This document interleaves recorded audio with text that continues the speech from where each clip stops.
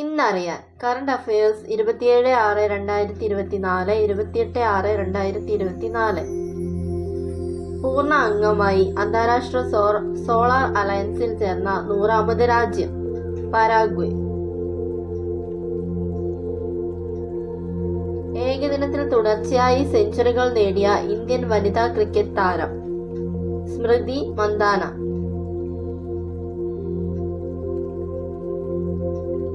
DRDO വികസിപ്പിച്ചതും 2024 ജൂൺ 27 വിജയകരമായി വിക്ഷേപിച്ചതുമായ ഏരിയൽ ടാർഗറ്റ് അഭ്യാസ്.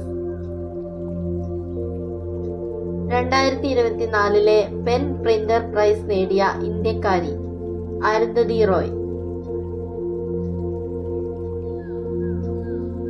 ഇന്ത്യയിലെ ഏറ്റവും വലിയ പുള്ളിപ്പുലി സഫാരി പാർക്ക് ഏത് ബയോളജിക്കൽ പാർക്കിലാണ് തുറന്നത്? Bannerghatta biological park. നികുതി വർധന ഉൾപ്പെടുന്ന ധനകാര്യ ബിൽ പാസാക്കിയതിനെ തുടർന്ന് വ്യാപക പ്രതിഷേധം നടന്ന ആഫ്രിക്കൻ രാജ്യം കെനിയ.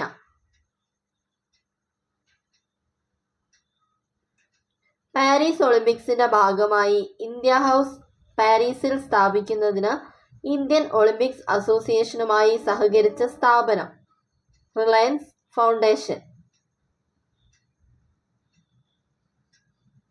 2024 നാസ വിക്ഷേപിച്ച കാലാവസ്ഥാ ഉപഗ്രഹം ഗോസ്യു.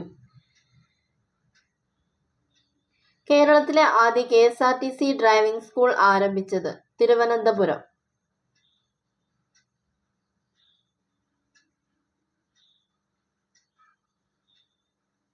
കേരള സംസ്ഥാന പോലീസ് മേധാവി ഷെയ്ഖ് ദർവേഷ് സാഹിബ്. മഴക്കാലത്ത് കുട്ടികളിൽ ഉണ്ടാകുന്ന വയറിളക്കം, ഛർദി, പനി എന്നിവ തടയുന്നതിനായി കേന്ദ്ര ആരോഗ്യ വകുപ്പ് ജൂലൈയിൽ ആരംഭിക്കുന്ന campaign stop diarrhoea.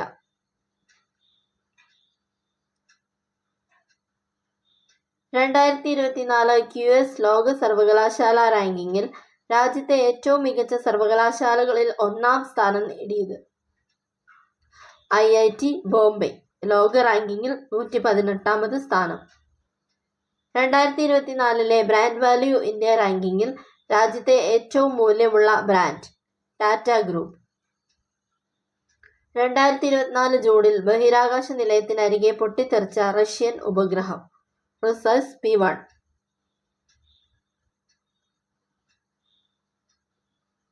T20 cricket ഫൈനലിൽ എത്തിയ രാജ്യങ്ങൾ ഇന്ത്യ, ദക്ഷിണാഫ്രിക്ക. 2024 കോമൺവെൽത്ത് ചെറുകഥാ പുരസ്കാരം നേടിയത് സഞ്ജന ഠാക്കൂർ. ഏത് വർഷത്തോടെയാണ് ഭാരതീയ അന്തരീക്ഷ ഭവൻ എന്നു പേരിട്ടിരിക്കുന്ന ഇന്ത്യയുടെ ബഹിരാകാശ നിലയം സ്ഥാപിതമാകുന്നത്? 2035.